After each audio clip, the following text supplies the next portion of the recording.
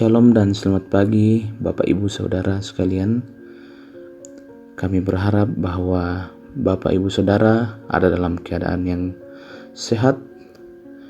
Pagi hari ini dari Bukit Sion Makale, kita akan bersama membaca dan merenungkan kebenaran firman Tuhan berdasarkan bacaan harian Gereja Toraja hari Senin 31 Mei 2021. Bacaan kita hari ini terambil dari kitab Wahyu pasal 4 ayat pertama sampai ayat yang ke-11. Sebelum kita membaca firman ini, kita meminta pertolongan kepada Tuhan dalam doa. Mari kita berdoa. Ya Bapa yang Maha Pengasih dan Pemurah, kami bersyukur untuk hari ini ya Tuhan. Tuhan sudah menjaga dan melindungi kami dalam peristirahatan kami, sehingga kami boleh bangun dengan kekuatan baru pada pagi hari ini, dengan sukacita baru untuk menjalani hari yang Tuhan anugerahkan kepada kami. Saat ini Tuhan, kami akan membaca dan merenungkan sebagian dari kebenaran firman Tuhan. Beri kami hikmat untuk memahami kebenaran firman-Mu ini, yang kami akan jadikan kekuatan dan penuntun kami melanjutkan aktivitas kami. Ya Bapa dalam sorga, kami telah siap mendengarkan firman-Mu. Di dalam nama Yesus kami berdoa. Amin. Kitab Wahyu pasal 4 ayat yang pertama hingga ayat yang ke-11.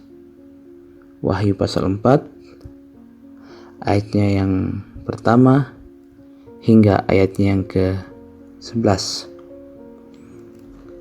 Lembaga Alkitab Indonesia memberi judul Ke-24 tua-tua dan keempat binatang.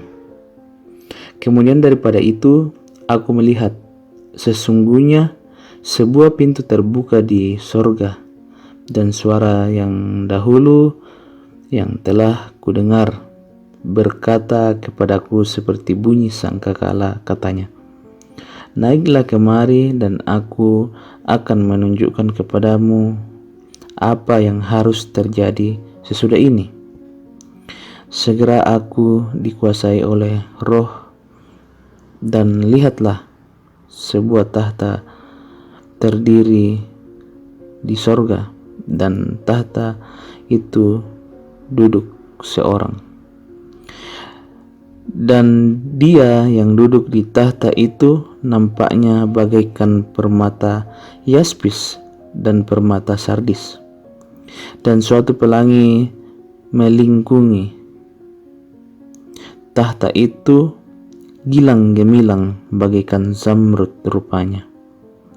Dan sekeliling tahta itu dan 24 tahta, dan di antara dan di tahta-tahta itu duduk 24 tua-tua yang memakai pakaian putih dan mahkota emas di kepala mereka.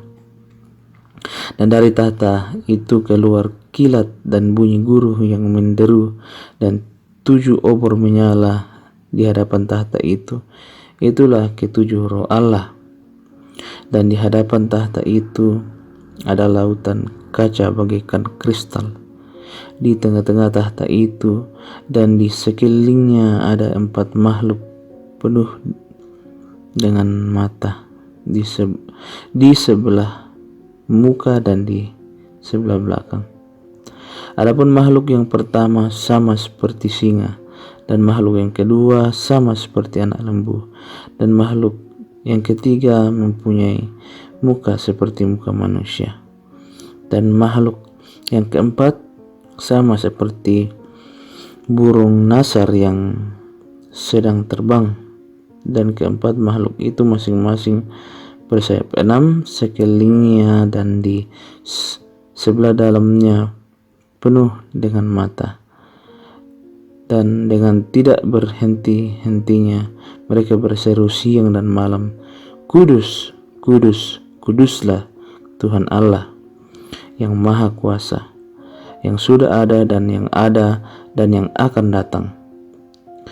Dan setiap kali makhluk-makhluk itu mempersembahkan puji-pujian dan hormat dan ucapan syukur kepada Dia yang duduk di atas tahta itu dan yang hidup sampai selama-lamanya. Maka tersungkurlah ke-24 tua-tua itu di hadapan Dia yang duduk di atas tahta itu, dan mereka menyembah Dia yang hidup sampai selama-lamanya. Dan mereka melemparkan mahkotanya di hadapan tahta itu sambil berkata, "Ya Tuhan dan Allah kami, Engkau layak menerima puji-pujian dan hormat dan kuasa, sebab Engkau telah menciptakan segala sesuatu, dan oleh karena kehendak-Mu semuanya itu ada dan diciptakan." Amin. Dari pembacaan kita pada pagi hari ini diberi judul "Kuduslah kamu sebab aku kudus". Bapak Ibu Saudara, dalam bacaan kita pada pagi hari ini kita bisa melihat bagaimana kekudusan Allah disampaikan atau dinyatakan dengan tegas oleh malaikat melalui puji-pujian yang memberikan kita kejelasan atau kepastian bahwa Allah benar-benar kudus, Allah sangat kudus. Dalam ayat 8b sampai ayat 11 dikatakan, "Kudus, kudus, kuduslah Tuhan Allah yang Maha Kuasa, yang sudah ada dan yang yang akan datang." Dan setiap kali makhluk-makhluk itu mempersembahkan puji-pujian dan hormat dan ucapan syukur kepada Dia yang duduk di atas tahta itu dan yang hidup selama-lamanya. Maka tersungkurlah ke-24 tua-tua itu di hadapan Dia yang duduk di atas tahta itu, dan mereka menyembah Dia yang hidup sampai selama-lamanya, dan mereka melemparkan mahkotanya di hadapan tahta itu sambil berkata, "Ya Tuhan dan Allah kami, Engkau layak menerima puji-pujian dan hormat dan kuasa, sebab Engkau telah menciptakan segala sesuatu, dan oleh karena kehendak-Mu semuanya itu ada dan diciptakan." Nah, dari pernyataan malaikat ini menyatakan bahwa Allah adalah Allah yang kudus, mulai dari mulanya hingga kini bahkan selama-lamanya. Allah bertahta di atas kekudusannya. Dalam Keluaran pasal 15 ayat 11 dikatakan, "Siapakah yang seperti Engkau di antara para Allah, ya Tuhan? Siapakah seperti Engkau, mulia karena kekudusan-Mu, menakutkan karena perbuatan-Mu yang masyhur. Engkau pembuat keajaiban. Allah itulah sumber dan yang empunya kekudusan. Oleh karenanya, hanya daripadanya saja asal kekudusan bagi orang yang percaya, dan tak ada kekudusan yang sama yang dimiliki Allah di dunia ini. Bapak Ibu Saudara, pertanyaannya, mungkinkah manusia kudus?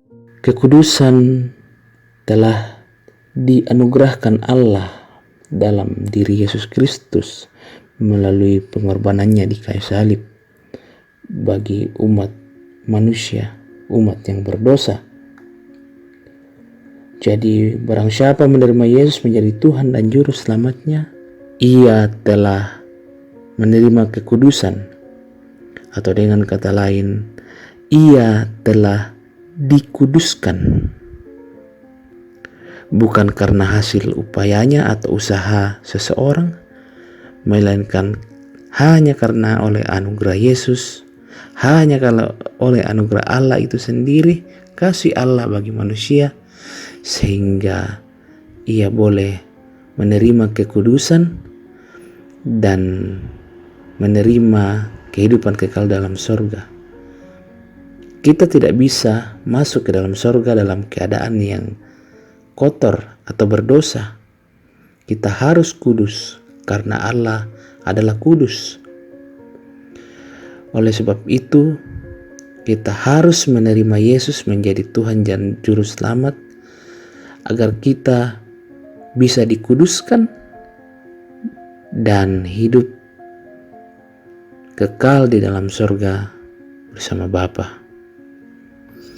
Bapak, Ibu, Saudara, sebagai gereja atau jemaat yang telah dipanggil dari kegelapan atau dari dosa memasuk pada terang Allah, yakni terang atau kekudusan Allah,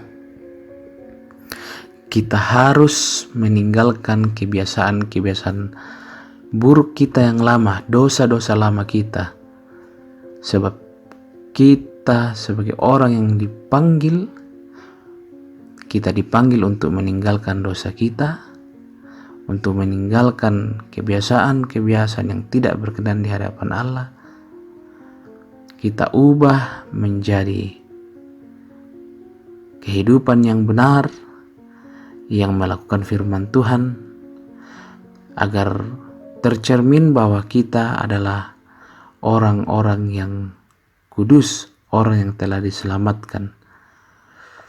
Bertobatlah setiap hari dan upayakanlah untuk tidak berbuat dosa dan meninggalkan kebiasaan-kebiasaan lama kita. Mari Bapak, Ibu, Saudara, kita hidup kudus karena Allah kita adalah Allah yang kudus.